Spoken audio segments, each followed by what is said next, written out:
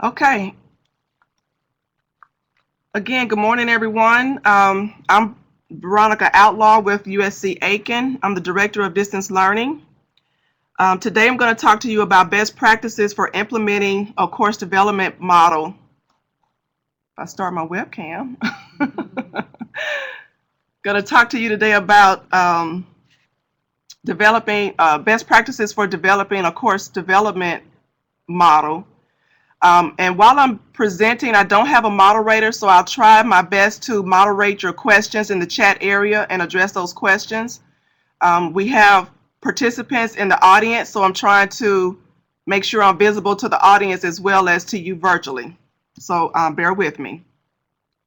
So before I get started, I'm going to switch over to discussion mode and ask you to answer the 4 questions in the poll so that I kind of get a feel for where everybody is.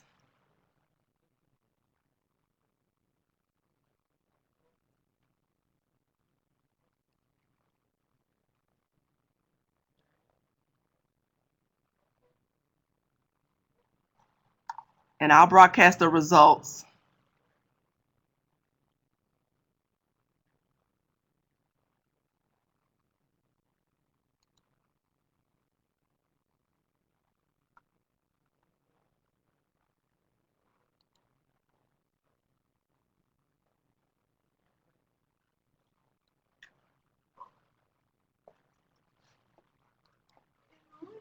Good morning. Okay, so looks like about 60% of you who are online have not taught an online course before yet. And looks like of that 60%, you've never taught online before, and more than 40% of you have taught more than 10 years.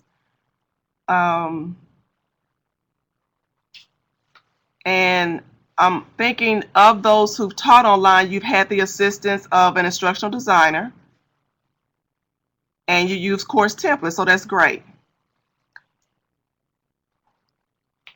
So I wanted to get a feel for where you were, because this presentation is going to be a broad overview of what to expect when you're dealing with a course development model if you have one in place. Many institutions don't have a model in place. So we'll get started. First of all, before coming to USC Aiken, and I've been here since February, I was at the University of Alabama for more than 6.5, about 7 years. And that was the start of my instructional design career. And starting there, they had a structure in place, but not really a model in place. And so the 3 of us that started that position at the same time kind of got together and came up with a model for how the process should work. It's research-based. There was usability testings involved. And so what I'm going to demonstrate to you is typically what probably should happen in a course development partnership with a designer with faculty as they're building online courses. And so the model that I'm going to demonstrate to you is a 6-phase model. And I'm going to explain kind of what happens in those 6 phases. Now, again, this is going to be very broad and general because each faculty member comes to the table with different expertise, different technical skills, and all of that.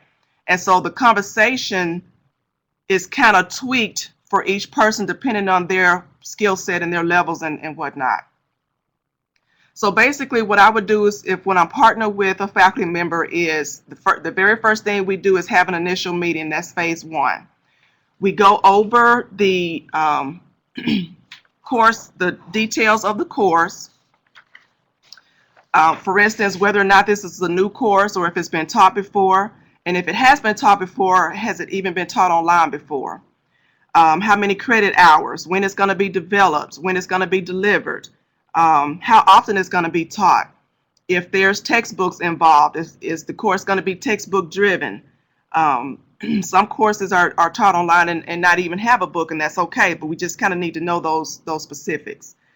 And the end result after getting all of that and various other questions is, what is it that you want the students to gain from this course? What should they be expected to do when they finish this course? So when we kind of have that foundation, then we can kind of start talking about specifics, which are lined out in this initial meeting. So I also get from you the level of students that's going to be in this course. Is this undergraduate or graduate? Is it a mix? How often is it going to be taught? Is it just going to be taught in the fall, or is this an every semester course? How many weeks? Those type things. So that kind of that information kind of drives what technology you use, how you're going to organize the course, and things of that sort. And what may make a true difference is typically how many students are in the course, and you know, is the course capped at 20, 25, 30 students? So that's important. We also talk about previous experiences. Have you ever taught online before, or even face-to-face? Maybe you're a new faculty member or a new instructor and you've just come out of school and never actually really taught a class before. All of those different perspectives come to the table when we're trying to finalize what plan to lay out for you specifically when you're developing a course. Then once all of that is situated, we go into talking about the specifics of a course. What type of training will you need for the technology that you'll use? How many modules will you have? Some people use modules and units or chapters interchangeably, but knowing that helps me know if you're going to use the book, if you're going to deliver the material by chapters, or does the book lend itself to where you can merge a couple of chapters in a module? For instance, if this was a lifespan development course, if you will, maybe chapters 1, 3, and 5 is about infancy. Well, you can compose all of those chapters into one module rather than having 3 different modules on infancy. So we have that conversation about how best to organize your materials. So after we kind of have a broad overview of what to expect there, we talk about copyright and accessibility right out the gate before we start doing anything, because if you're using movies or films or anything that has copyright attached to it, we need to find out first, is this really something you need in the course, or is this something you just thought was a cool thing to use and you want to use it? Typically, trying to obtain copyright is very time consuming. It can be expensive depending on what you want to do. So we have that conversation about, if this is something you have to pay for, where's the money going to come from? Who's going to pay for it? Each publisher is different, so you have to know that up front, that if you've got 3 movies that you want to use, all 3 publishers may tell you, have different terms for the use and the cost of that movie. An alternate route would be to find out if that movie is online for free. So there are avenues and conversations we have around copyright to make sure you're in compliance. The goal is to just make sure you're in compliance. And the other is accessibility. I'm not the accessibility expert. If I can't answer the question, I'll bring in colleagues who are. But the end goal is to make sure you're accessible. So when we have an initial conversation about you maybe wanting to do lectures in your course, right away I talk about you need to have scripts. Here's why we need to be accessible, closed captioning, all those different type things. Images need alt tags. So that you're aware up front when you're getting ready to develop these materials, that you know what you're facing. And then towards the end of that conversation, before you leave me, we have a general next steps type conversation that says, okay, when you go through this process, we're going to deal with quality assurance. Right now we have a subscription for Quality Matters, which is a research based rubric that helps you develop and deliver your courses in a quality manner. And so I talked to you about the criteria that's on the rubric and how and what we need to do to make sure we're meeting those various components. And some of that is going to be touched on later in this presentation.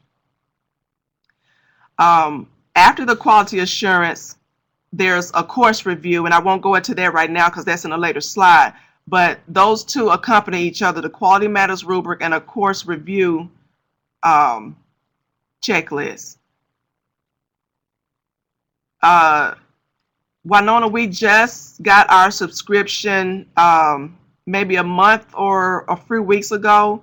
So before now, they were not given I personally was not giving them the rubric because we didn't have a subscription, and I don't, that's copyright violation for me to copy it and pass it out. But there is a link online that allows you as a user to get an individual one-time copy, and you can take that and print it, but you can't copy it and share it. But we do have that conversation about what all to expect there.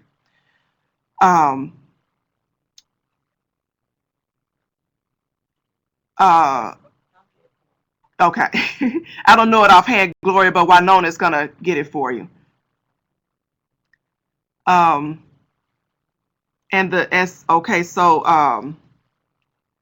then towards the end of that conversation, I have a course, a Blackboard course template, and that's going to be demonstrated to you as well towards the end of this conversation. But before a person leaves me, they know about copyright accessibility, what's expected. They will understand what the course assurance and course review process will be like. And for some who've never done this before, they just can't wrap their brains around what's going to happen until they actually see it. So I do take the time to demonstrate whatever it is they don't understand. If it's developing a module, I sit down with them and we talk about the course and kind of lay out a plan for that first module so that when they leave, they know exactly what to do for that module. And then I demonstrate to them the Blackboard course template so that they know how it's set up. And basically how it's set up is I've taken the rubric and other research-based topics and created the template so that literally all a faculty member will have to do is plug in, copy and paste, plug in their content. The rest is built for them. And we also talk about the workflow, media, if I have to bring in the studio for different media type things. We talk about training. We talk about naming conventions when we're dealing with files. So that's just kind of an overview. And for some folks, the conversation has to get more specific. So, but whatever it takes for that particular person, that's what I tend to do. I won't go over in detail with this slide, and I don't know if the virtual users click on that link to get to that website? Okay, so basically the questions that I was kind of generating to you earlier, Christopher has created his checklist, and that checklist is very similar to mine. So these are different topics that he will cover when he's talking with a faculty member to develop a course, and those are some general type questions. So if you have access to that link, take a look at the type of questions that he's asking when he's having a meeting with a faculty member to develop a course. And so that'll kind of give you an idea of what type of questions you would expect from me or someone you're a designer that you're working with.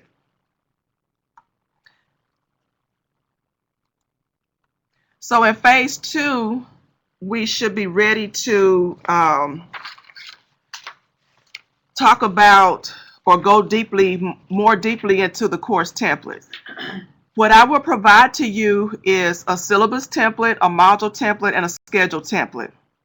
Now, oftentimes at this point, I get questions about academic freedom and that type thing. I don't deal with the politics of academic freedom and all those other things. I deal strictly with what is it that you want to put online and I help you to how best put that online. I also try to find ways where you can streamline some of the things that you've been doing. For instance, I hear a lot of faculty complain about creating exams. They hate putting the questions in one at a time, the answers one at a time. So when I hear that you're doing that, then I offer a suggestion that you use a test generator, which lets you obtain a file that's accessible to Blackboard, and it uploads your exam within a matter of seconds. So as you're talking, I'm listening to how you're doing certain things and offer suggestions on how to better streamline the processes that, or your workload, if you will. I also bring in student perspectives because I am a product of an online student. I've taken online classes. My second master's was a totally online program. So I can speak to you from the student's perspective. I've also taught online before, so I can talk to you from the faculty or teaching stance, if you will, and from the instructional design stance. So I come to you with 3 different hats when we're talking about developing your online course. So in this building process, I bring up the templates because our vice chancellor or executive vice chancellor, one of his desires or main desires is that all of our courses have the same look and feel for the ease of navigation for the students.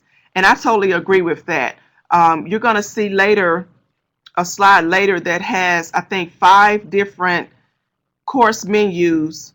And I'm going to have you pretend that you're a student and try to figure out which course, where you're supposed to start in each course.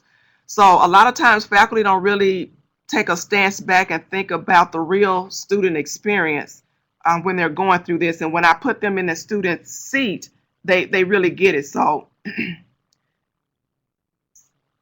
okay, I'll talk about proctoring exams when I get to the assessments part, if you'll remind me.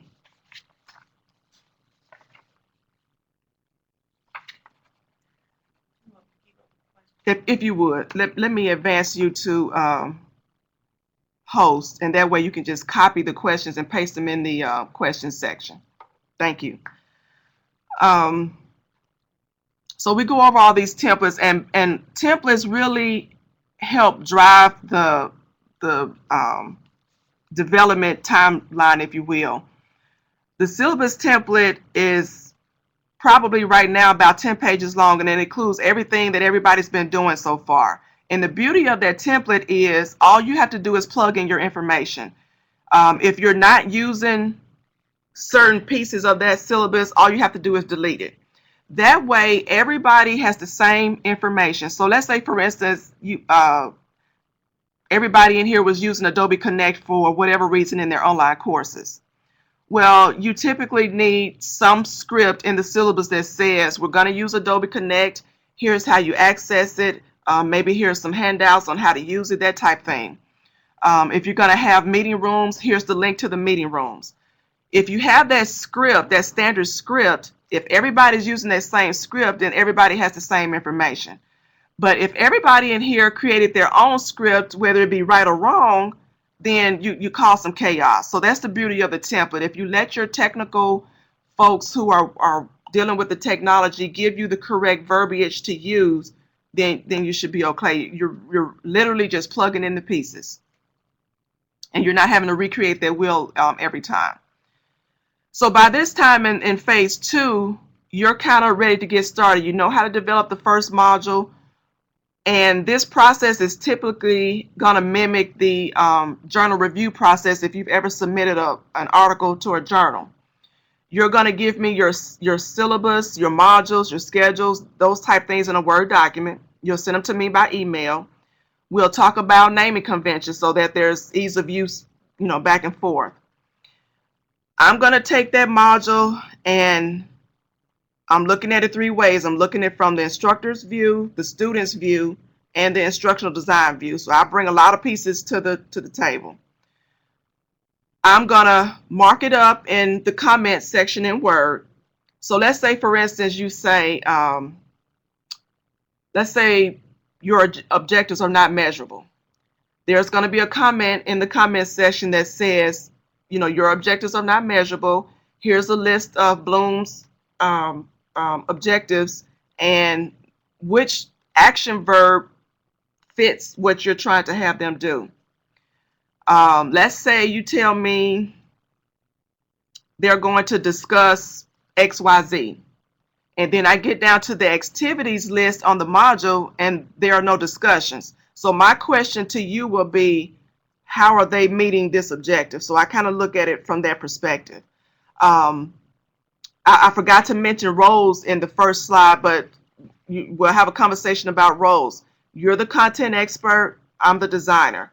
If you teach nursing, I'm not going to try to tell you how to teach nursing because that's not my expertise. So I want that clear up front. There's, you're the expert. You tell me what you want to teach, and I'm going to tell you how best to deliver it online. So there's going to be some compromise there. It can't be butting of the heads, or else you won't get anything done. And so my stance on it would be, from a review perspective, I'm going to ask questions, because if I don't understand what you're trying to relay, the only way I can flesh out instructions is to ask questions and understand what you're trying to do. If it's something that I'm familiar with, I'm going to provide suggestions. So let's say you were creating exams, and I knew that you were putting them in Blackboard one question at a time. You're spending hours and hours on end putting up an exam. My suggestion would be to you to show you how to use the test generator so that you can quickly get your exams up in Blackboard. So those type things. If I see that you are maybe there's some opportunity for adding some interactivity or whatever it may be, if I have it, I'm willing to share it with you and add it to your course. But you would have the final say so as to whether or not you want to use it. Maybe your technical skill set says, maybe I'm not ready just yet, and ease into it. And that's the whole approach I take, ease into it. We don't add a lot of bells and whistles just because they're available or because they're pretty. They need to be supporting an objective. You need to be comfortable with using it because the end result is you're facilitating the course. So I'm not going to push you past your level. I am going to kind of nudge you and tweak you in a higher level of comfort, if you will. But the end result is, if you're not going to practice and take heed of it, then it's not going to work. And if I see that, then I'm going to back off, because, if you don't know how to use Camtasia and you don't want to practice, and whatever the case may be, then I can't force that on you, because it's going to end up in failure and frustration. So we found a happy medium. And so when I'm done reviewing that file, I'll send it back to you. You will then address the questions or suggestions that I've made. You'll mark that in the comments area as well, and you'll send it back to me. I'm going to look at your answers. If it's such that I can help flesh out instructions, I'll do that on the document. If it was something I was unclear about and then your answer brought clarity, then I'll continue doing what I need to do with that piece and erase those comments. So as the comments are resolved, they get erased. And once we have a document that has no comments, then that document is approved. So now we've approved Module 1 and put it to the side. You can move on to Module 2. I do that for the main reason of, if you're making mistakes in the first module, you don't want to give me all 8 modules at one time, because you're probably going to make the same mistake in 8 modules. So after about Module 2 or 3, you kind of get the flow of what's going to happen. And if you think you got the handle on it and want to go ahead and do the rest of the modules, that's totally fine. At least you're not making the same minute mistakes over and over and over again. And as you're giving me these modules, I'm constantly checking that with the syllabus to make sure what you said in the syllabus is actually happening in the course, or vice versa. Sometimes I get a syllabus that's, pretty standard, But then when we start building the course and you start finding out what technologies you can use and you get excited about doing XYZ, then sometimes you want to implement that. Well, right away, if you want to implement that on the fly, it's not in the syllabus. So now we have to go back and update the syllabus. So there's a constant check back and forth to make sure everything is in alignment. I look for consistency in your titles or your naming conventions and things of that sort. If you said in the syllabus the discussions are worth 25%, but in the modules you tell me they're not graded, then right away that's not in alignment, and I'll address that with you.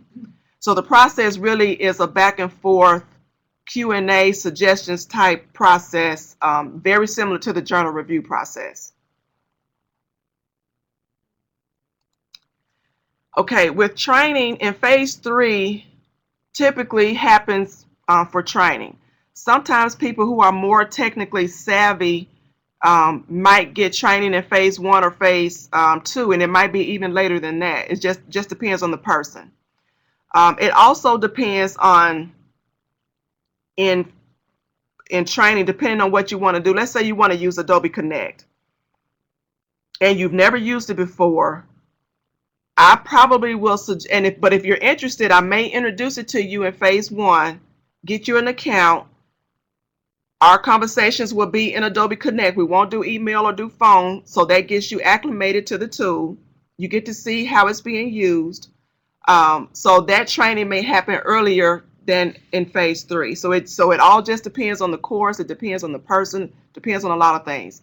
But typically in training, when it happens, we have a conversation about best practices, why you're using the tool, does it meet the objectives, whether or not we have to buy specific pieces for you or softwares or applications or whatever. And depending on what you're trying to do with it, if you also want the students to use it, then I try to find a good comparable alternate for the students so that they have a free version to use. I'm all about the free. I don't suggest that students go buy Camtasia, which costs, I don't know, $200 or $300 just to do one assignment. If you want them to do that assignment and maybe you want the presentation to be less than 15 minutes, I can suggest maybe something like Screencast-O-Matic. Screencast-O-Matic for free allows you 15 minutes of record time. They can share the link. They can download the files. They can upload to YouTube. So as you're talking to me about the assignments and what you want students to do, I have that in mind with, okay, first, what is it going to cost the students? Can we find a nice alternate for them to use? And vice versa, the same thing. If you don't want to spend the money on a software or your department doesn't have the budget for it, we find alternatives. So all of that is part of the conversation. When we're talking about scripts, creating lectures, like I said before, the conversation with lectures happens back in phase 1 so that you are aware going into that process what you need to do to be ADA compliant. Again, the test generator, I talked about that a few minutes ago. We have a quick session. It literally takes probably less than 30 minutes to show someone how to use the test generator, get that file, upload it into Blackboard, and you've got your test within a matter of just less than 5 seconds, literally. And talking about the Respondus Lockdown browser, which is a browser that students only use to take their exams in. It doesn't allow them to download, copy, paste, or print the exams. They can't use another browser while they're in this browser, so they can't browse their computer. Now, that doesn't stop them from having a laptop off to the side or something like that, but it does increases the level of integrity of that exam is one way to do that. So we talk about whether or not you want to use that, and if so, how to do that. And then we also discuss proctoring options. So I can kind of talk to Dr. Abu Salam about proctoring online. Right now, as far as I'm aware of, we don't have an official proctoring service, but that discussion has happened. If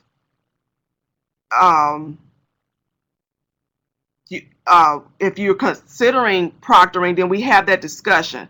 Because if these are true distance students, excuse me. Sorry.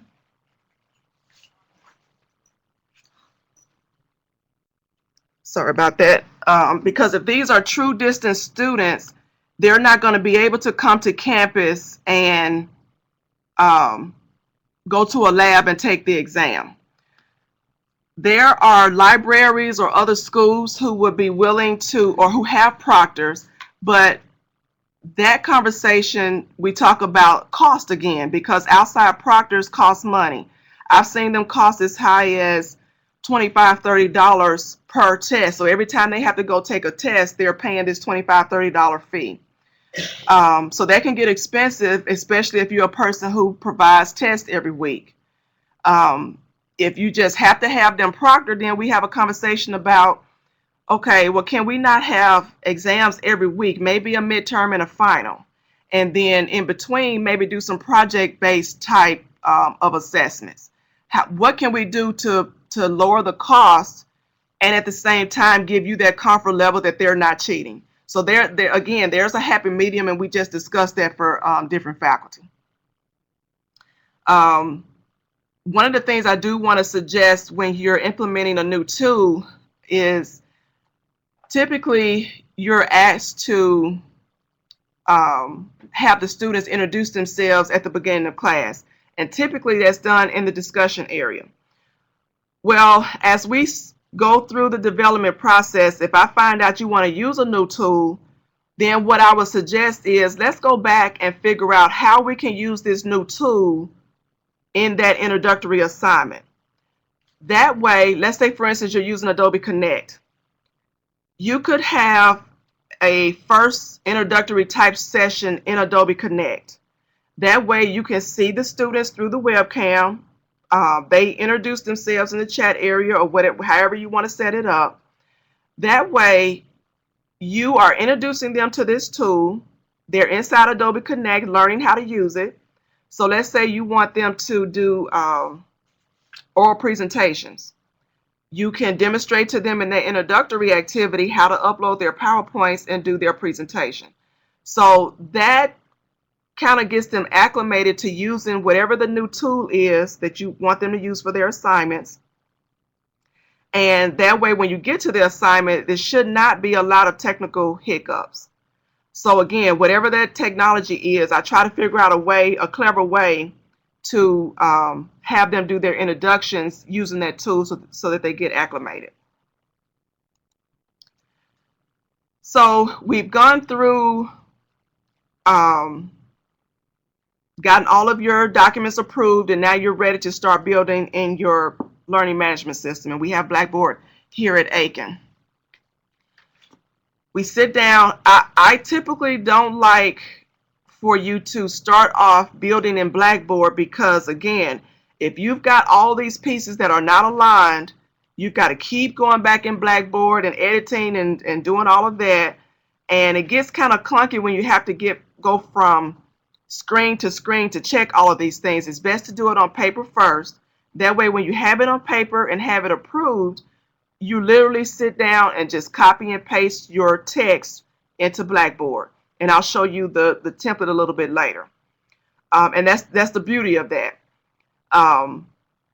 So what I did for the people this past summer, I had scheduled a meeting with each one of them, and on average it lasted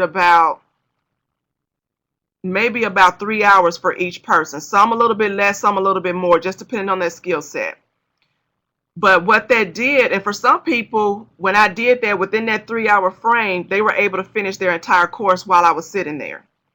So the template was copied into their real course shell. When they got to the announcements, if they wanted to build in the announcements, again, all they had to do was copy and paste. The same thing with the modules, and you'll see that in just a minute. But basically, I sat down with them to say, okay, here's how you edit your modules. Here's how you add your title. Here's how you add your assignments, discussions, the whole 9 yards. And so as they were doing that, they were copying from Word, pasting into Blackboard and saving it, updating their settings, adding the point values, all of that. And some people literally finished while I was sitting there. Some people may have gotten up to the first couple of modules and felt okay, and then I left. But the process is I sit down with you to start that building process, and when you're okay, I leave you to yourself to finish it. And then when you finish, you send me an email saying I'm done. You can go ahead and check the course. I check the course from what you put in there with your documents to make sure you didn't omit some pieces, because that's very easy to do. So again, even though everything was approved on the building end, I never know if you've missed something or if you might have changed your mind about something. Maybe I don't want this to be 25%. I want it to be 30%. You did it in Blackboard, but you didn't change the syllabus. So it's still, I'm constantly back and forth checking. It's a tedious and laborious process, but once it's done, it's done. So now I want to put you in the student's seat. You're no longer the faculty, you're a student. And you are enrolled in, what is this, 15 credit hours. You've got 5 different courses. And in each course, the course menu is different. So, you know, think about, as you're sitting here thinking about, because I'm looking at some faces, tell me what you think. You know, is it easy to tell in all of them where to get started? Is it easy to tell by the naming conventions on some of the tools what's inside that folder? So, you know, I've heard a lot of people who are not crazy about templates for whatever reason.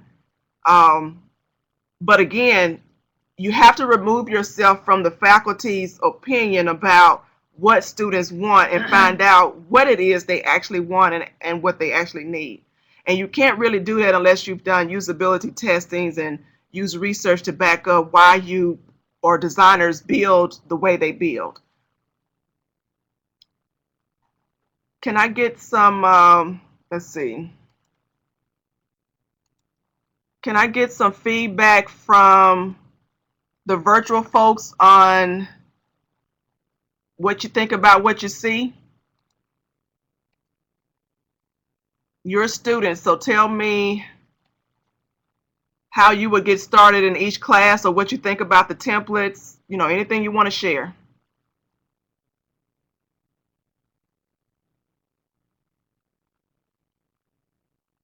And I have your audio enabled, so if you want to use audio, feel free.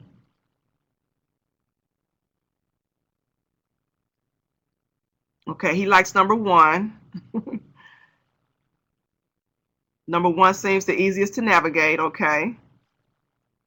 And that's the whole point in building, when you have someone building templates, that's the first thing you want to try to tackle is the ease of navigation. Your naming conventions need to make sense. Simple is better without wrap text, okay? Number 5 is more detailed, okay?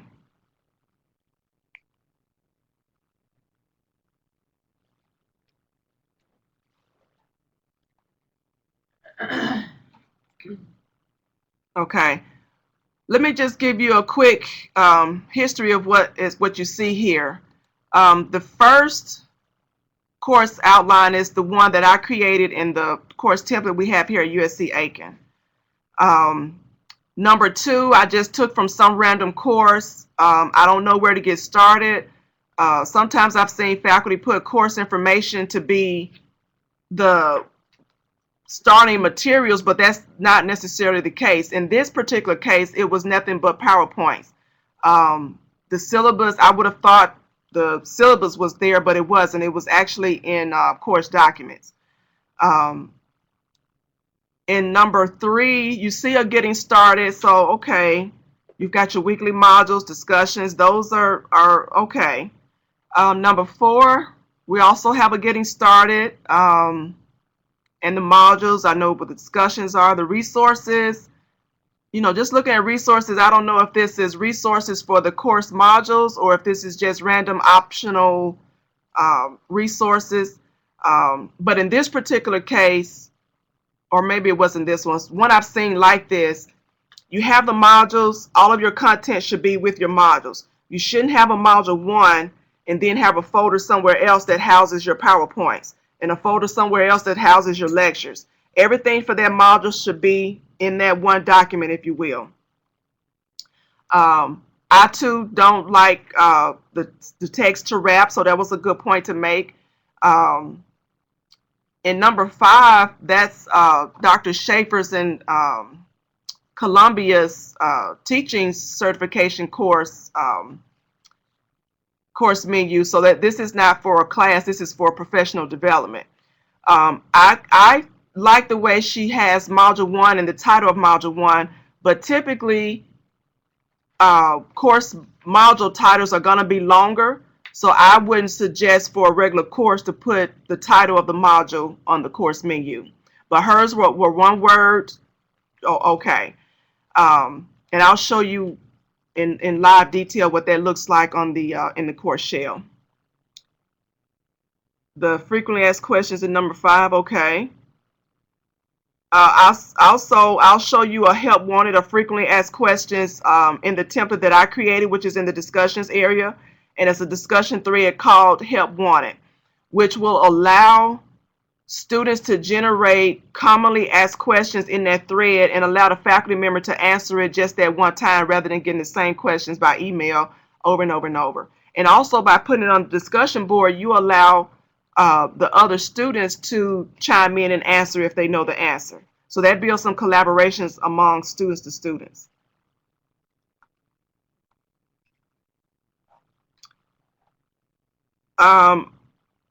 I'm not sure what you mean, Dr. Smythe. To revise the default template so that it's more suitable.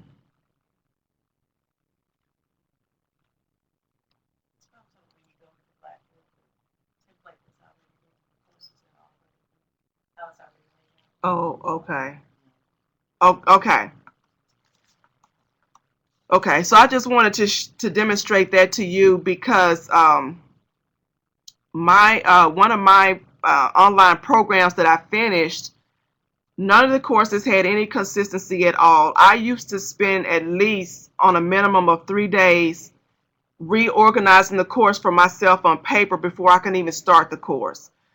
Sometimes there was a due date in the syllabus that didn't match what was in the module or didn't match what was in the grade book, and it was just, it was just awful. So, think about what you're building and how you're building it, and think about what the students have to go through. They're not just taking your course. So if they were taking 5 other courses that was developed that way, just imagine what they're going through.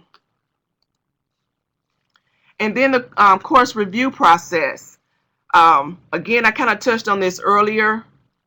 The review process will encompass me looking at consistency in your naming conventions, attention to detail, whether or not your links work and whether or not they open in a new window, whether or not your tools are present and working properly. If you tell me in the syllabus they're going to have discussions and I go to the Blackboard and the discussions tools is not available, then we're going to have that conversation.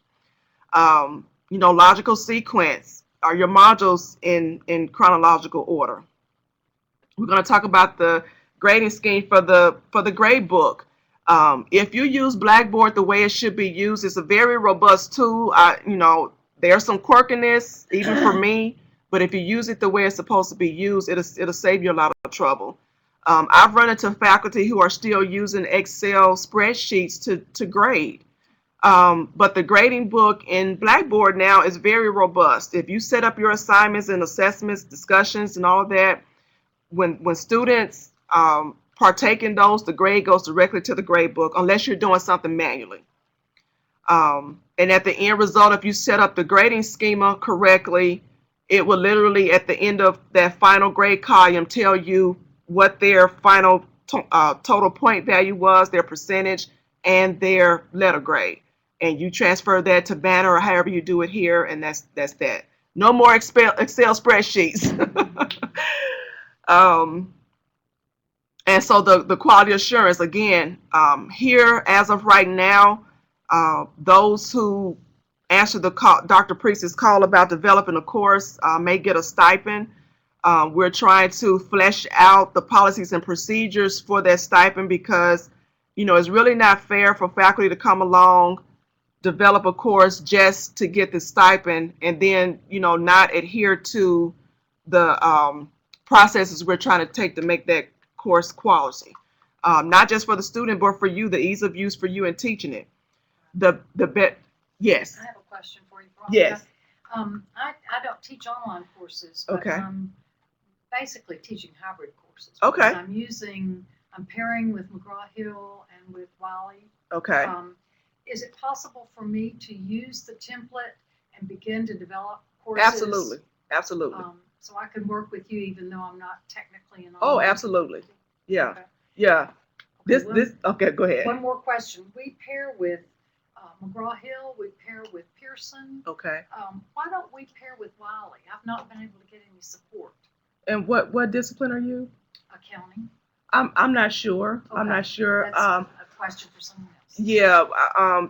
Typically, what I've seen while doing this is that it's up to the department and or the faculty member to make those partnerships with those publishers. No, it's a University of Columbia decision, and they've not. Oh, I didn't know that. Support. I didn't know that. They won't load the. Oh, you mean make it as far as Blackboard. integrated in Blackboard? Mm-hmm. Oh, I'm not sure. I don't know that. Well, maybe I'll have a sideline with you. Yeah. Kind of result. Yeah. A lot of our primary accounting texts are Wiley. Okay. So Okay. taking more time on that. Okay.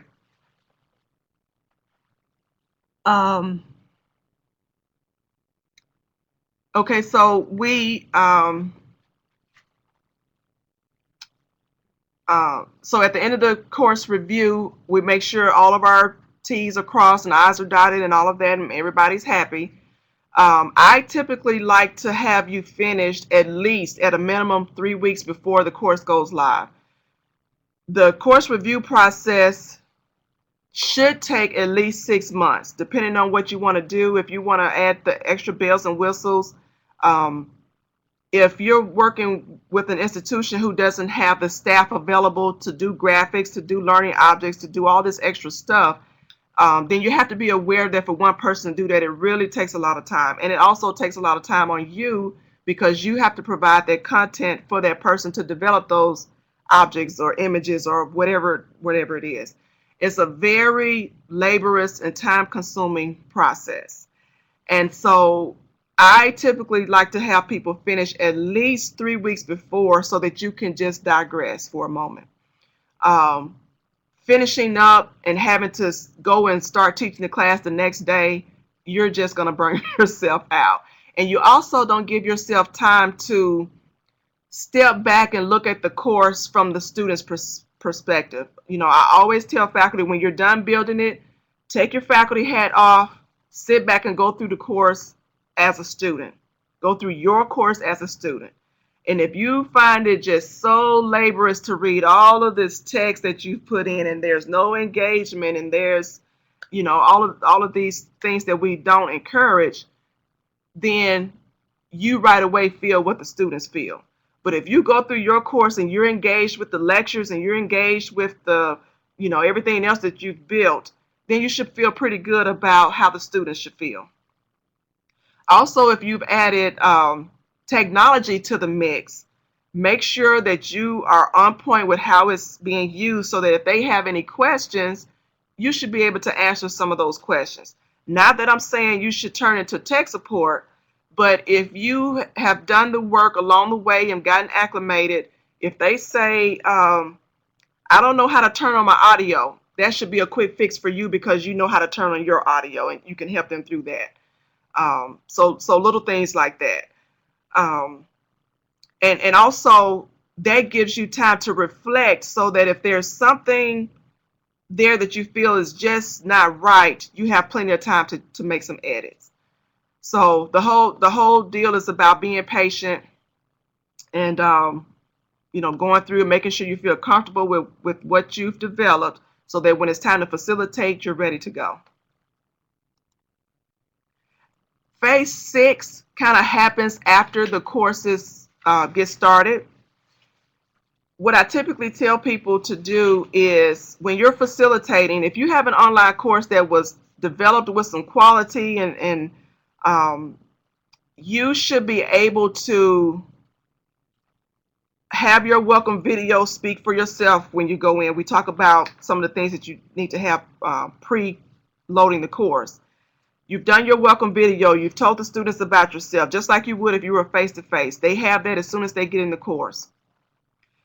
There, you are acknowledging them when you're responding to their introductory discussion threads.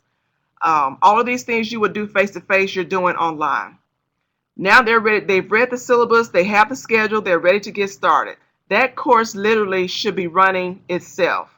Unless you're a person who likes to micromanage when you put up the exams, when you close the discussions, when you do this, when you do that, unless you are a micromanager in that respect, that course literally should be running itself. If it's instructionally sound, technology is available, pieces are where they're supposed to be, they're making sense, they're consistent, you literally, and you can ask most of the summer people that I work with this summer, you literally should be going in there, checking on their discussions, responding to their posts, grading assignments, answering emails, and literally almost that's it. Unless they have a technical hiccup, you address that, but you don't want to be a ghost in your online course. You still want to be visibly present, if you will, by answering their emails, discussions, chiming in. So I'm not saying that no matter how great the course is that you can just disappear. That's not the case. What I typically would do is still log in at least 3 times a day. When I taught, I would log in first thing in the morning, because if I had students who worked at night on their materials and had questions, if I addressed them first thing in the morning,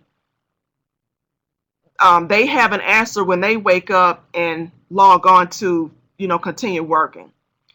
And of course, I was working full time, so I sometimes would take my lunch break and log in to see if I had any discussions or any emails to answer. So that way, if I had students who were working in the morning, they typically had an answer by the time I took lunch. So when they logged back in, they could continue to work.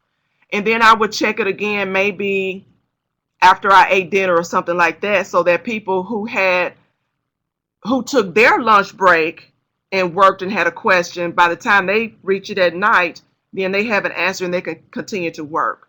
So that workflow worked for me. It made me feel like I was still present. They knew that I was going to answer those 3 times a day. And I also made that point in my syllabus that I would answer between, I don't remember what it was, maybe it was between 6 and 7 in the morning, around when I took lunch, and maybe around 7 or 8 at night or something like that. So you give them your expectations. You don't want to say, I'm going to answer, or I'm going to check in 3 times a day, and then you only check in once a week. When you do that, you already have lost credibility, and then they don't know what to expect. Their questions are going unanswered. They don't know what to do, and it just causes chaos. But typically, if you kind of check in and keep up with it, not only is that helping them, but it's also helping you as well to kind of keep up with your management of the course. And while you're teaching the course, I typically say keep a journal. With each module, keep a journal. If something is going exceptionally well, pencil that down and say, I'm going to keep doing that.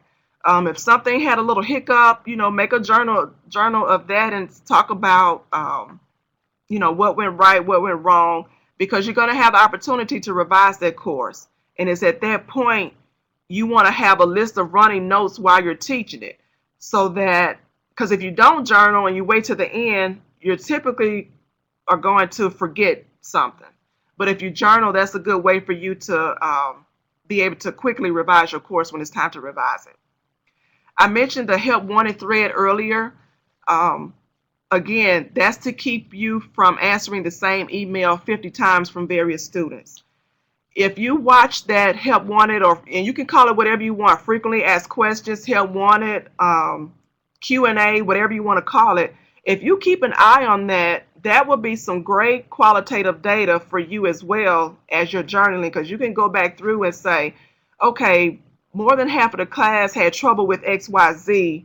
That should be a note to you to say, maybe I need to revisit that thing and update it. Because they'll typically, even though we tend to lean on evaluations, that help wanted thread is different from an evaluation, because here they're not they don't feel pressure to answer an evaluation, and evaluations are low response rates anyway. So this is a great way for you to get that information you need throughout the course. And then when you revise the course, you're basically at a point where you're updating the hiccups you had in the course while you were journaling, and maintaining the dates and the settings. And that's it. You don't have to, unless you had a major book change, you don't have to go back and reinvent the wheel. You have a course that you can keep rolling over and just maintaining. So you don't have that heavy load up front. And so I've kind of already said this in practice, but you've gone through the orientation phase, you've gone through the 5 development phase, which is a lengthy phase, and you've done that in a nice time frame. We also talk about deadlines throughout this process. Have to stay on a deadline. Now, what I typically do is, and even before now, I give faculty a template of a welcome email. And that welcome email just says, hey, I'm Professor X. You are enrolled in course XYZ. And it kind of is laid out the way that course menu you saw is laid out. It says, here's what you need to get started. Here's the books you need. Here's the softwares you need, type of thing. It's a one-page thing that says a lot for a welcome email. And typically what I ask faculty to do is consider sending that welcome email at least a week before the course is to go live. When you do that, and the course should be ready at that point, because at this point, I'm asking you to consider also releasing that course to the students. At this point, this email gives them, and you can send the syllabus and the schedule in that email too if you want. But what it does, it gives the students a heads up on what materials they need to purchase before the first day of class. Sometimes it takes a week or better to get the class if they're ordering it from Amazon or something like that. You don't want to wait till the first day of class and tell them what books they need, because now they're in week 2 and still don't have books. So another thing to consider with students who are who didn't enroll in the class until the first day of class or something like that, they didn't get the welcome email.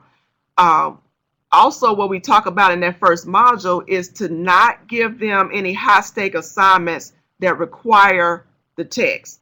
Because if I enroll in day 1 on Monday and you've got something due on Wednesday, I don't have my book, I can't get it done.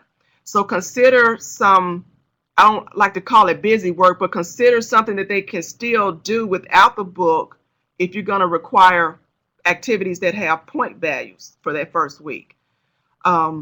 But normally sending that welcome email before the first week of class will help kind of stream that along. And again, just facilitate, journal, and then when it's time to revise, you should be revising. In Blackboard, there's a reference for instructors course builders using the Kona Online Proctored Exam building block. Okay, I'm not familiar with that.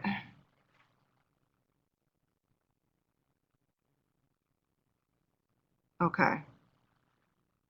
What time is this session supposed to end? At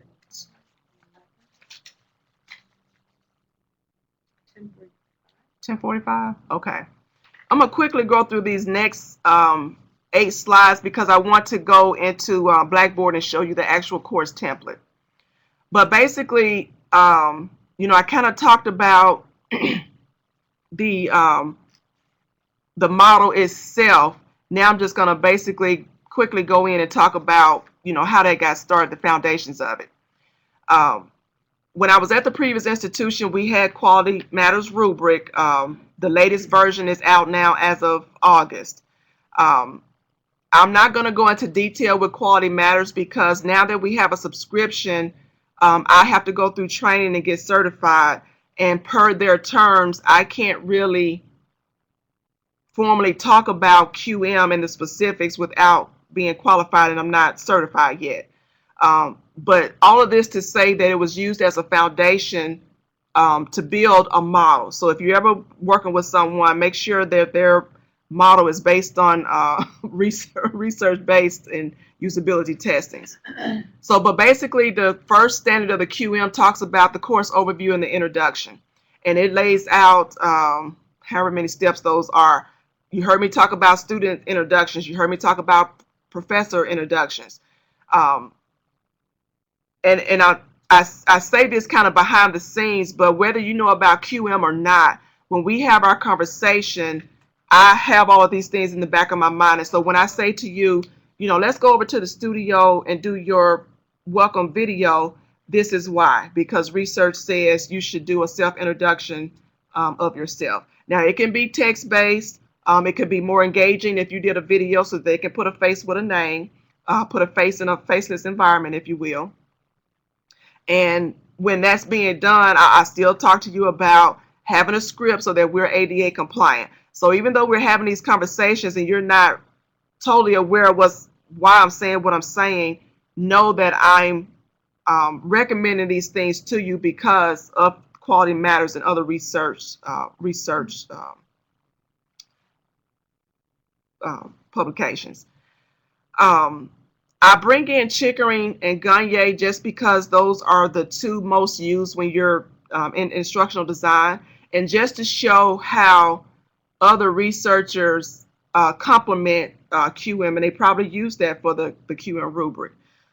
But the Chickering 7 principles says that you encourage contact between the student and the professor.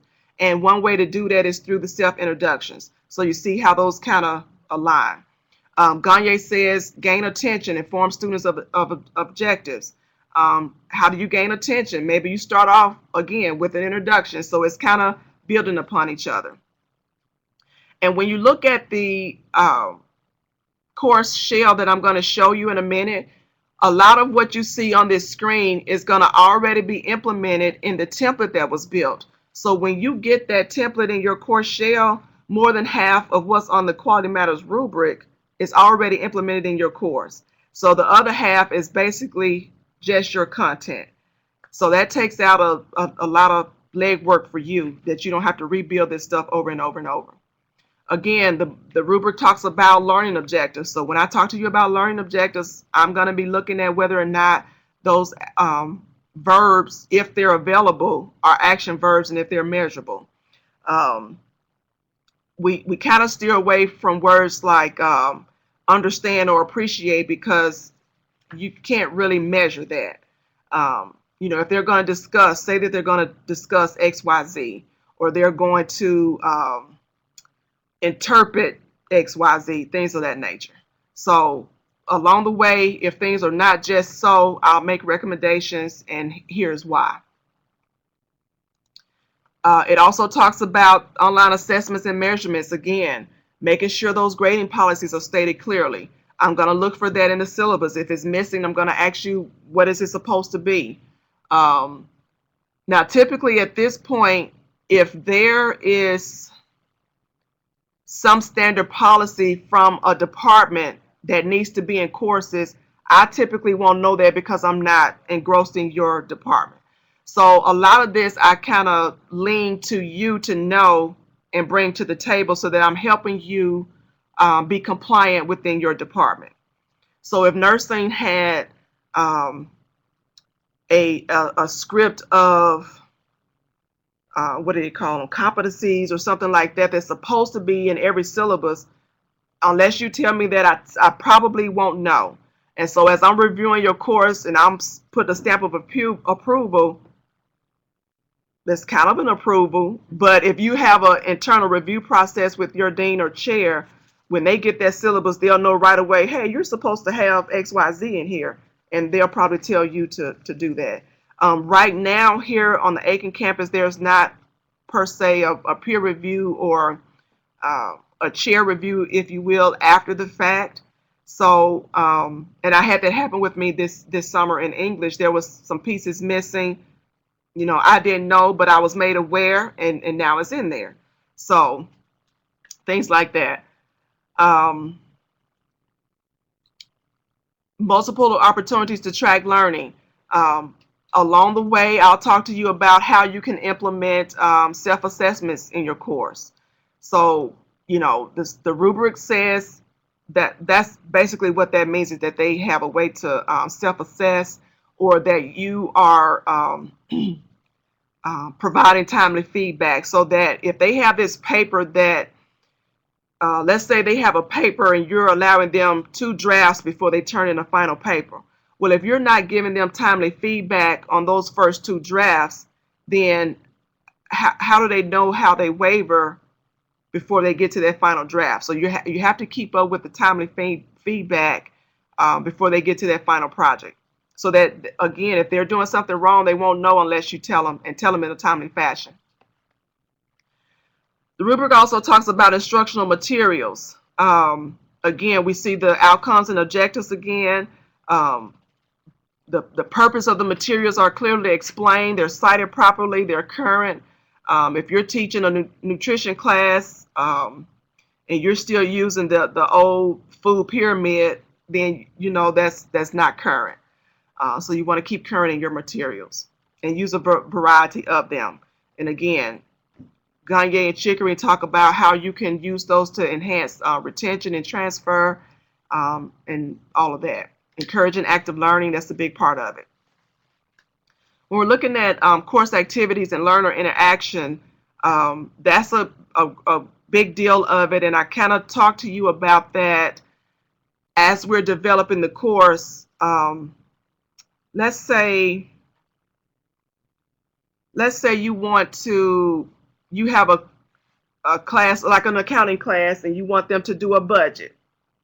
And it's an individual assignment. They do this budget. What if I say to you, how about incorporating Google or Wiki and have them work in groups and create this budget on XYZ? So now what you've done is taken that individual budget assignment and allowed them to work together, which is an active collaboration type assignment. They're working in Google or Wiki where they're collaborating. So you see how that kind of, just using that one tool kind of enhances the value of that assignment. And so not only, and I'm talking to an accounting person in here if you see me looking off, so not only does that help with the interaction part of it for the learners, it also gives the student an opportunity to learn a new tool that they can use outside of class. So as I'm listening to you share these various activities, in my mind, I'm replaying how can we enhance that a little bit. Now, I'll share that with you. I'll make recommendations, but again, that's up to you to say yay or nay, and it's totally fine. So, and again, some of this is repetitive when it talks about time on task, active learning, student, the contact between back and forth. So all of this conversation is happening because of what you see here on the screen. The technology, I talked about that again. We want to make sure that we're using technology because it meets learning objectives. We don't want to use some fancy tool just because it's available. If it's not meeting the objectives, we shouldn't use it. Typically less is more, but if it's meeting the objectives, then okay. I made a good mention about a course I reviewed that was heavy on discussions, but when I went to review it, the discussions were not in the course. So you have to make sure that what you want them to do is in the course. And how you want them to discuss. If you want them to discuss virtually, then you have some asynchronous method like Adobe Connect to make that happen. And a point to make about using Adobe, if you have an online course and you're going to have Adobe be your synchronous method or whatever, Skype or whatever, put that in the syllabus so that they're aware. I also go a step further and say put it in the description and banner, so that when a student registers or tries to register for the course, they know up front, hey, I'm going to have to be online if it's mandated. Now, if it's optional, that's one thing. You still may want to put it in there so that they know. But if it's mandated, you have to be online every Friday at 6 p.m. for this study session, they need to know that. Some people can't take off work. Some people, they can't download or get to applications online from their jobs. Some people may not be in a position where they can take off. So if they know that up front, they don't spend the effort to enroll in the course, pay the tuition to find out they have to withdraw. So if you kind of let them know up front, it's okay. Now, if you want to use synchronous method, that's totally fine. Just make them aware. For learner support, this is one of the things that is in the syllabus by default. And unless there's something specific to your department that needs to be added or edited, for the most part, the institution statements that are in the syllabus have been verified. For instance, by Office of Disability Services. I met with Kathy, and she gave me a script for what the Disabilities Office will support, and that's in the syllabus template. So when you're using the templates, know that for the most part, I do try to remain current, and everybody has the same information across the board if they're using the template. But the rubric says you have to have those available. And also what you'll see in the course shell that I'll show you is links to these various departments offering those support. So they're clearly stated and they're linked. And again, with accessibility, we go through the process of trying to make sure that what we build in the courses is accessible and all of that. So multimedia, if you're doing lectures, again, the captioning, the scripts, we have those detailed conversations. We want to make sure it's readable for those with disabilities and without. And so now I'm going to log into the Blackboard course template. And at the end, you have some resources and links to those. And so I'm going to stop sharing for just a minute so that I can share my screen so that the virtual users can see the Blackboard template.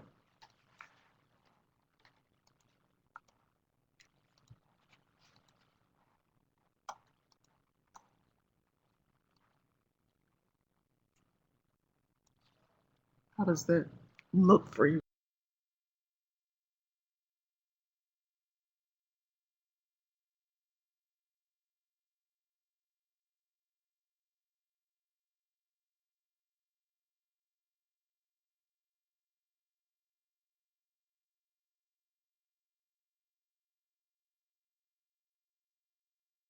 Guys. Okay. Okay, now because I have my Blackboard window up, I can't see the virtual users right now, so I'm going to go through and just kind of show you what I put together. If you have a question, your audio is on, just kind of yell out if you need me. So again, on the left side is the course menu that I showed you in a slide earlier.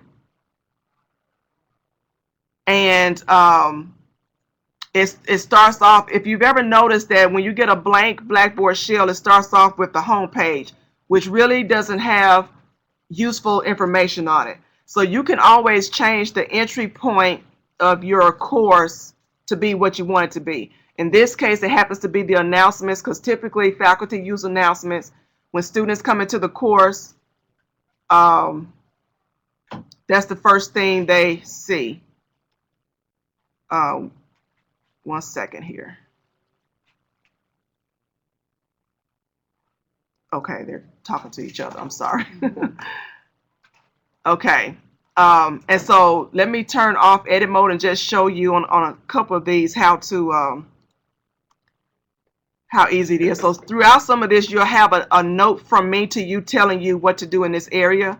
You literally will go in here and drop down this arrow and click edit. Change the title if you want, and then type in your message and hit save, and that's literally that's it. Earlier I talked about the welcome email, the welcome letter that you will send them.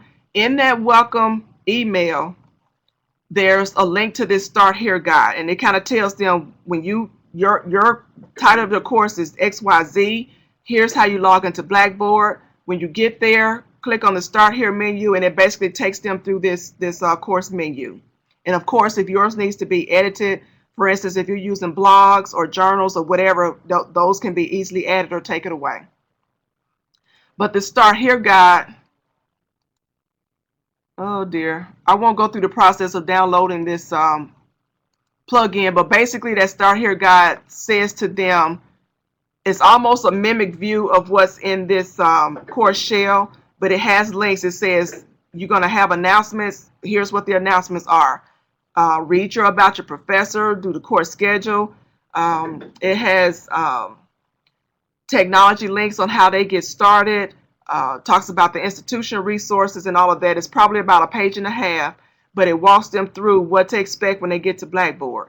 And as soon as they get in here, they click on these links. The about your professor, you would fill in your name and this other information. Your welcome video will be embedded here. All they would literally have to do is click on it. Life. And let's say you didn't have time to do a video, you could put a picture here, and then off to the side over here would be your a script. So a person seeing can read it. Of course, a person who was I'm thinking too much about accessibility now, but at any rate, we make sure you're compliant both ways. This video should also be closed captioned. It's full of choices. Which I think it is. Decisions you make today So as you can see, impact the rest of your life. it has closed captioning. So when we talk to you about your videos, we'll upload your script, which will include your serve as your captioning. And if you do a video with captioning, you could not have this script over here, but this is just for in case there's not a video. And then here's the course syllabus. I don't think I uploaded the latest version, and I'm not used to using a Mac, so bear with me here.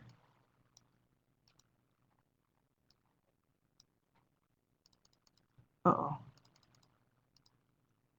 That looks good for y'all? Okay. So basically, here's the template that I was telling you about.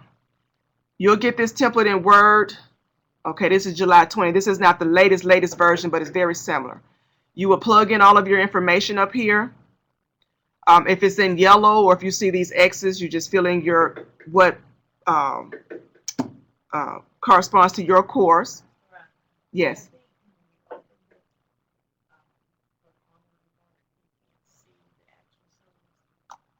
Okay. Okay.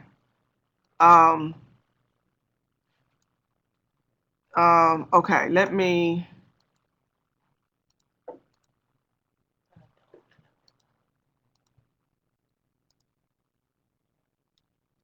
The syllabus opened in a new window, and normally I was told that the virtual people couldn't see it, but essentially I was going to demonstrate. Let me see if I can.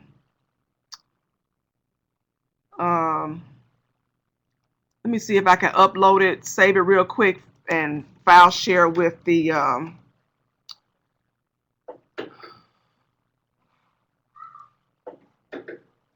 Okay, let's see.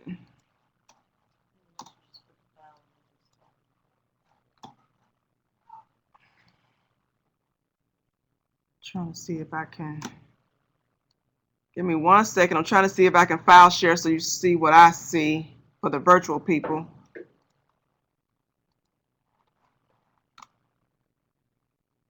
Downloads.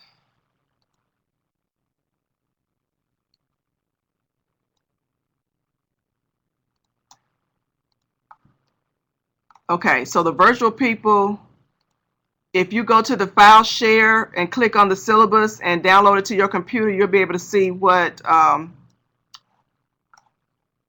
we see. And I'm just going to go through real quick, just so that you kind of see the value for using templates. So again, we've got those learning objectives. You've got your textbooks, and we recommend you also do an ISBN number. Here's another point I was making about the technology. If they don't know how to get into Blackboard, here's a generic script that says, here's how you access Blackboard. There's a link. If you don't know your username and password, here's how you get it. So that probably saves you from 50 emails asking the same question. Microsoft Office, if you are not using one or more of these applications, delete it from the syllabus and let them know which ones they need to have. If you're using Adobe Connect, here's a generic script, 1 paragraph long. They click on the participant or host handout. That way they know when they get in here that that's a handout with images and text, how to use it. If you're creating a meeting room for, Nursing 101, if that link is available in your Adobe Connect account, then give that link to your students and they have it throughout the semester. That's the meeting room that you'll communicate with them throughout the semester. If you're not using Web 2.0 applications, you can delete that part.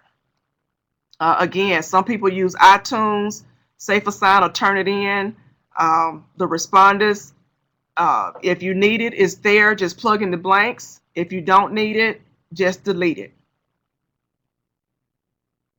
We talk about system requirements, technical support. That was part of the QM rubric that says, make them aware of any help desk opportunities.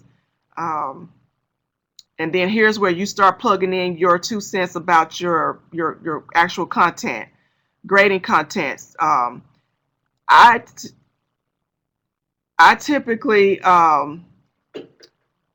don't put instructions to my assignments in the syllabus. The syllabus should serve as the contract for your course.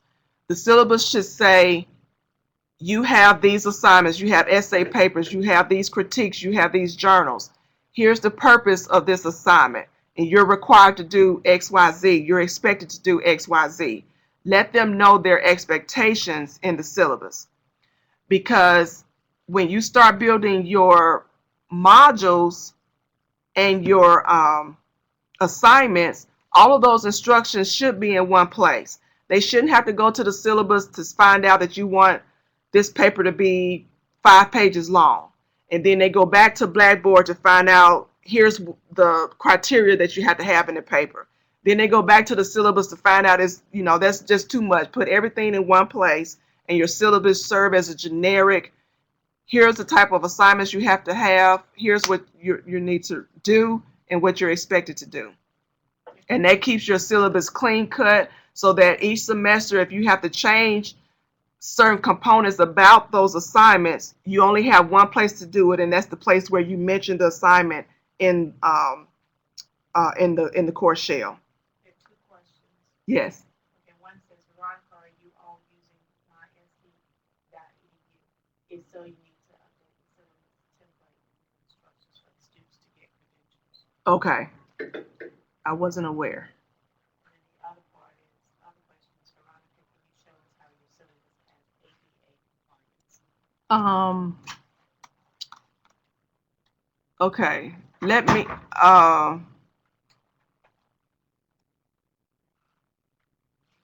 let me talk about the ADA in just a moment. But basically, this is the syllabus template. Fill all that in, and okay, let me go back to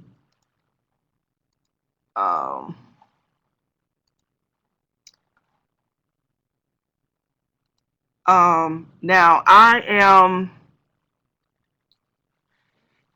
I'm on the Mac computer in the studio. I'm not on my personal laptop, so I don't have the Word version of that syllabus. what I could do, let me see if I can find,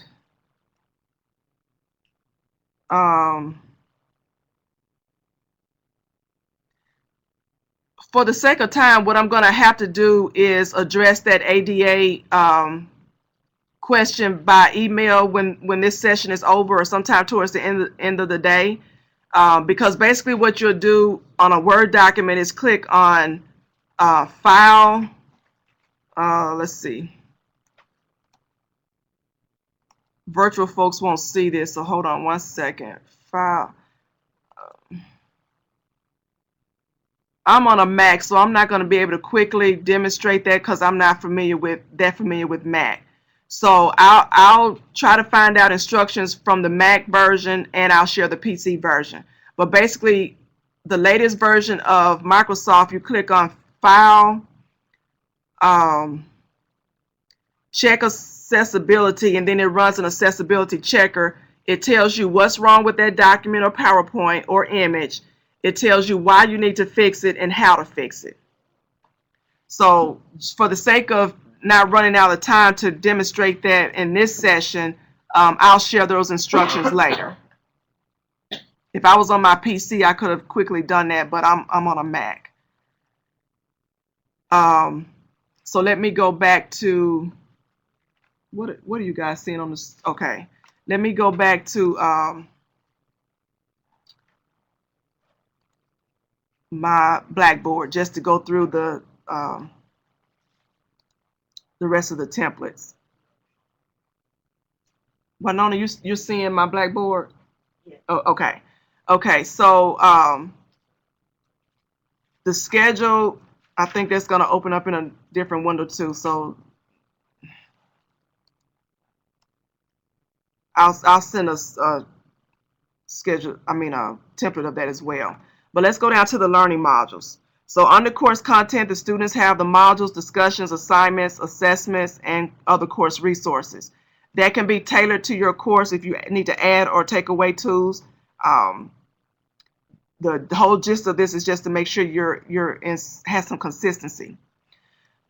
Starting off in the module section, they're asked to read this first so that they know what the modules are, how to get into it, if they need to download Adobe for your PDFs or whatnot, they have a link to do that here. You as the instructor will basically click on this arrow here to edit your title, and you can call it Module 1, Nutrition 101 or whatever the title is. And from there, you will click inside the module, and they have a quick before you begin. Now, these are built in here for you. You can change them if you need to, but for the most part, this script is standard across the board. Let's say you had a student who came in after the fact, then they didn't really get your welcome email and didn't get the Start Here guide or whatnot, or maybe they skipped over that. In Module 1, this is here only as a reminder to go back and do those things that was listed in the Start Here guide. If they have technical issues, this reminds them or links to our CSD help desk. If they have not introduced themselves at this point, this is a reminder to do that. Let me switch over to student mode so you see from the student's perspective. So from the student's perspective, they go through each part of your module in sections. So they can either click on the table of contents to go to the next section. And here's the overview. So we didn't talk about modules, but a module is set up with a title, an overview, the objectives, and the list of activities. So this would be your overview for your Module 1. Think about if you were face-to-face and getting ready to talk about the first chapter of the first unit, what is it that you would say verbally while you were in class? That's typically what you would do here, grab their attention for that module. Or they could click on the arrows in the upper right to go to the next session. So they have a couple of ways to go through each section. Again, I started a template off for you to list your objectives. All you would do is simply paste over that to add your objectives.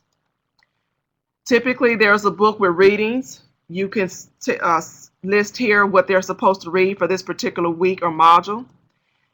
If you have any presentations, here's where you can upload your PowerPoints and or embed your lectures, and also provide them with a printable version of said PowerPoint. And that's just to give folks options.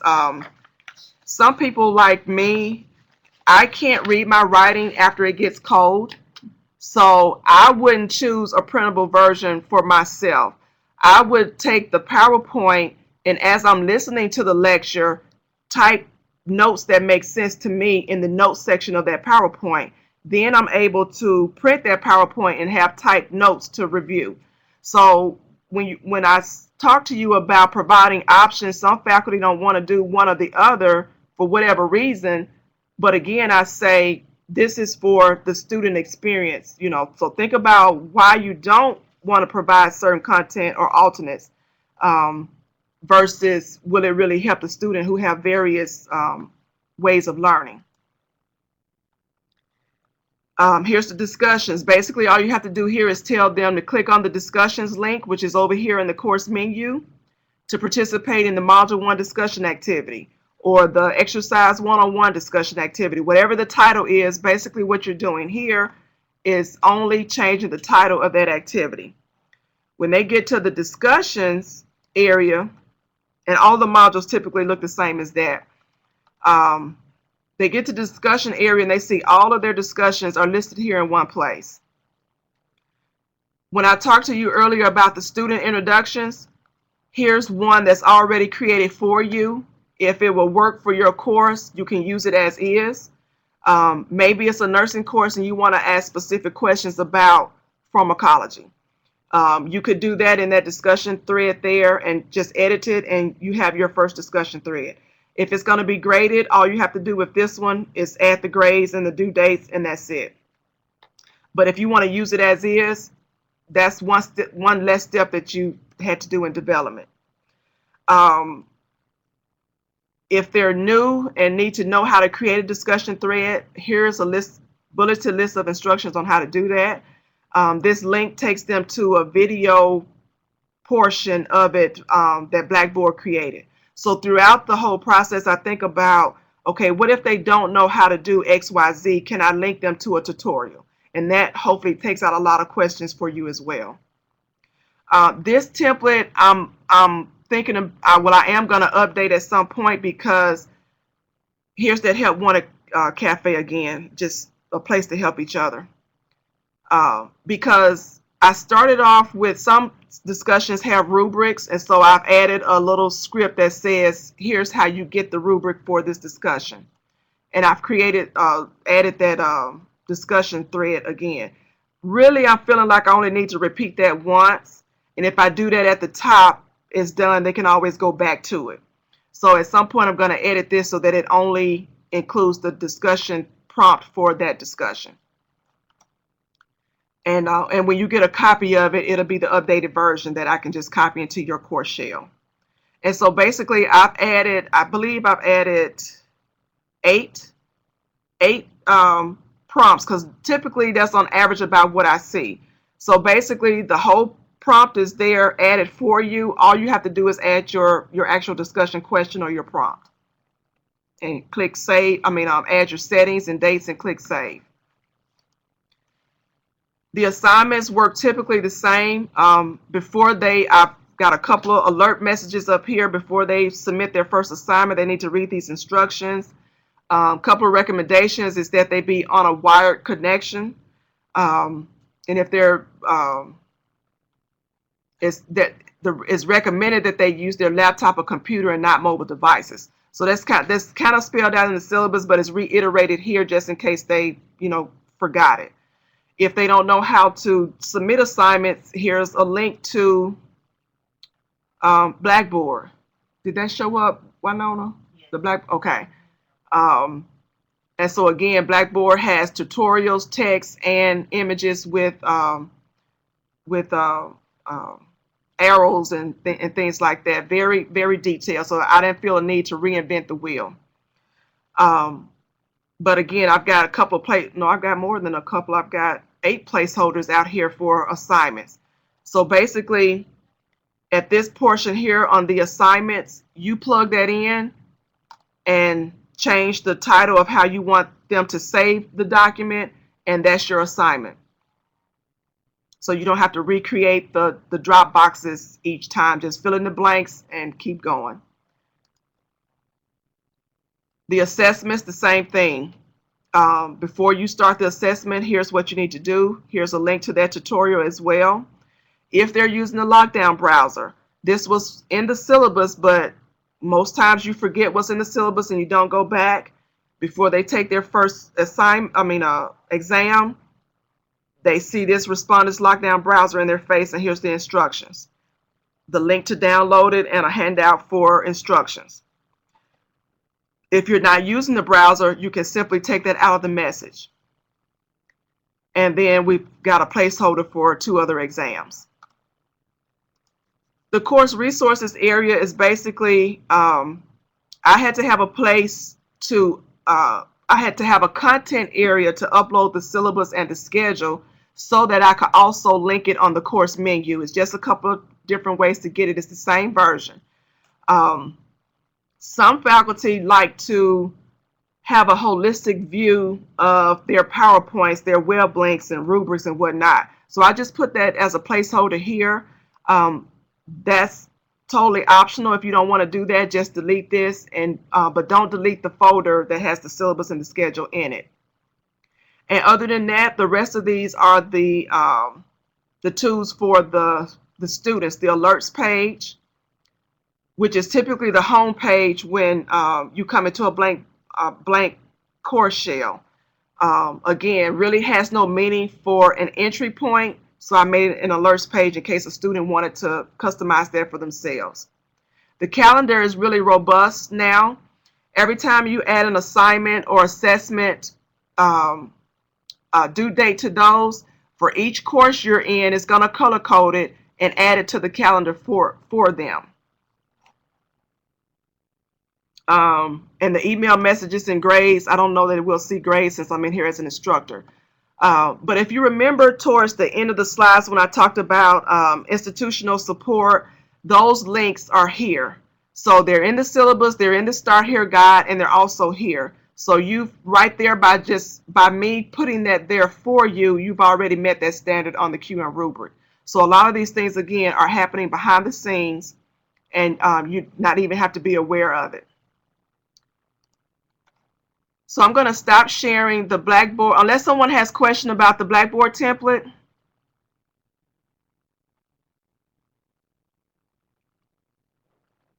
I'm going to stop sharing that, and I'm going to go over to the discussions and ask.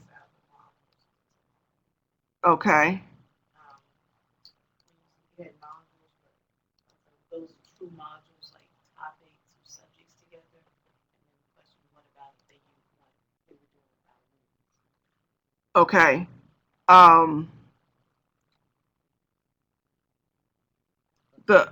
If you would answer the polling questions on the screen while I address a couple of questions.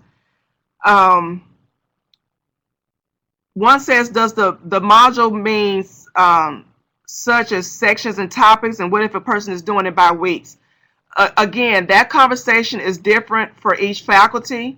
I would have to find out what it is that you're trying to convey in that module, in that unit, in that section, in that chapter. Those words are used interchangeably, so really don't get stuck on the naming conventions of it, if you will. If you're doing it by weeks, let's say if you have an 8-week course, and let's say your book happens to be 7 or 8 chapters, you could literally do a chapter per week. Questions I would ask would be, what type of assignments are you doing each week? Do you need a full week for each module? You know, does the book lend itself to where if you have 8 chapters, could some chapters be merged together into one unit or one module? And then maybe you give that unit 2 weeks instead of 1 week. So there's a lot of questions behind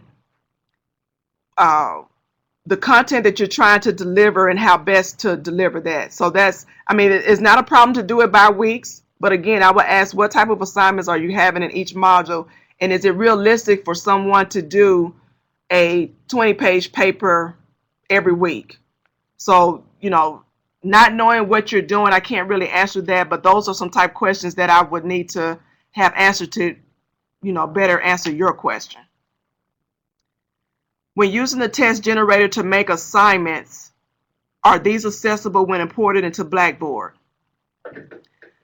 I'm leaning on that what's in Blackboard, if it's especially if it's exams, that it is accessible.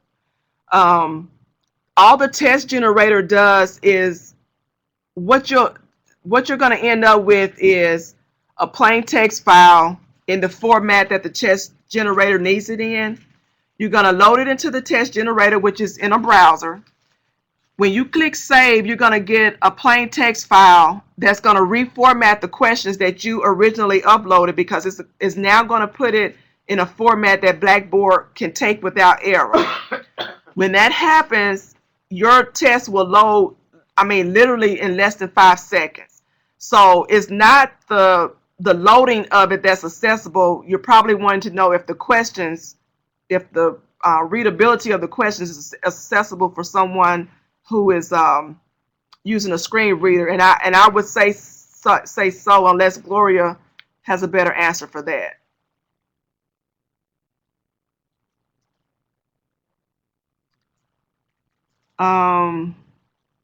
Okay, she says that I was correct, so yes.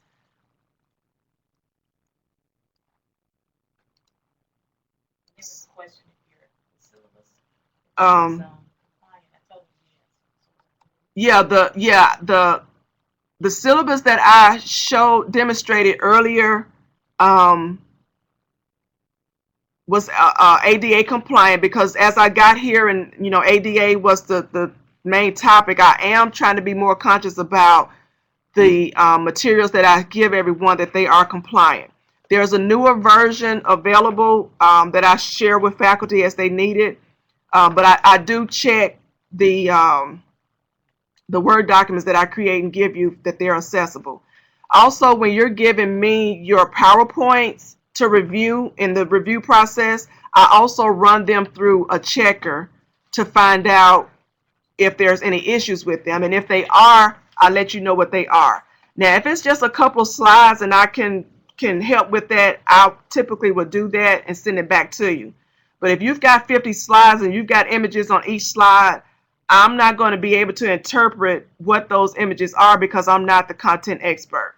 So if it gets that drastic, I will send the PowerPoint back to you. I'll tell you that it's not compliant and why, and how you can fix it. So that's why I have that ADA and copyright conversation up front, so that you're not working in vain, I'm not reviewing in vain, and I'm not sending it back to you, and you know, we get this frustration going in between. Gloria has provided a couple of links about Blackboard platforms and accessibility. I appreciate that, Gloria. And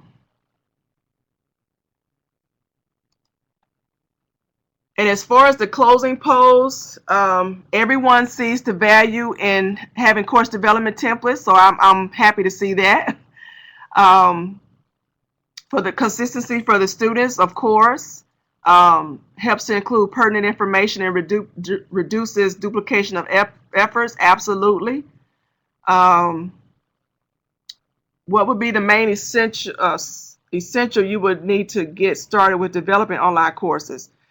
Time is definitely number one. It's very labor intensive. The dedicated support and assistance. I'm hoping that I end up with some sort of staff, because when I'm partnered with folks to do course development, that's literally 100% or more of my time. So it takes away from the admin part of the job that I have.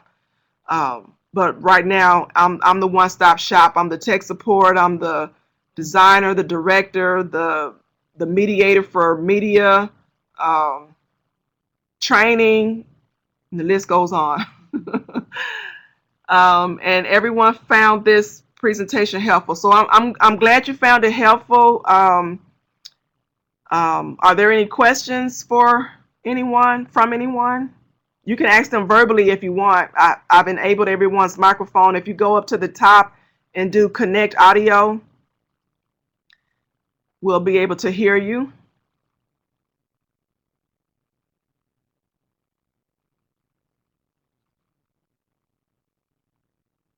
And even though I said a mouthful, there's still a whole lot more to say, and the conversation changes, with the particular faculty, depending on their skill set, depending on their level of experience, depending on the course. It just goes on and on. So hopefully that was a kind of an overview of what to expect.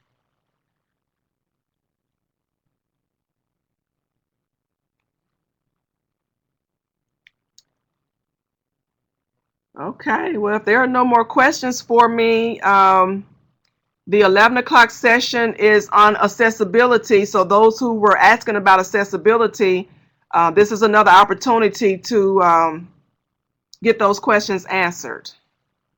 And the other two that were done on Monday, they were recorded, and all of the sessions that are being recorded will be on the